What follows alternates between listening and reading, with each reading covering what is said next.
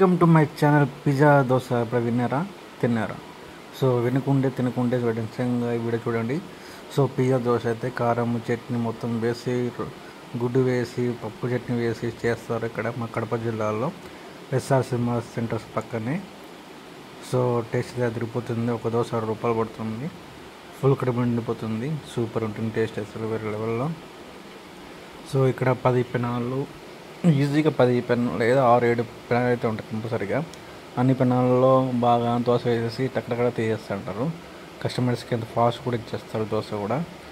So చూడండి, దోశ అట్లా వేసిన తర్వాత దాని చట్నీ, బొంబాయి చట్నీ, పచ్చికారము, గుడ్డు, పప్పుల పొడి ఇట్లా వేస్తారు.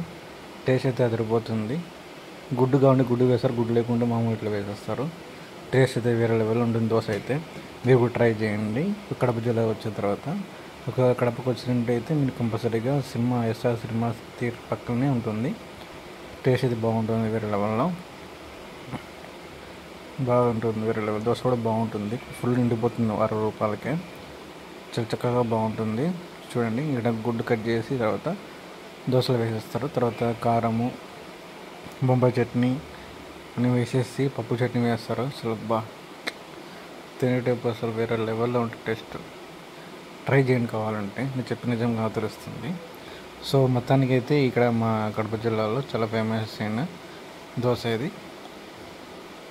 ఇతనే దోశ ఓనర్ కూడా ఆయన. చూడండి, ఇక్కడే మొత్తము. సో మీకు కావాలనుకుంటే ఆయన బాగా చేసేది మాస్టర్ ఆయనే, ఓనర్ అతన్ని.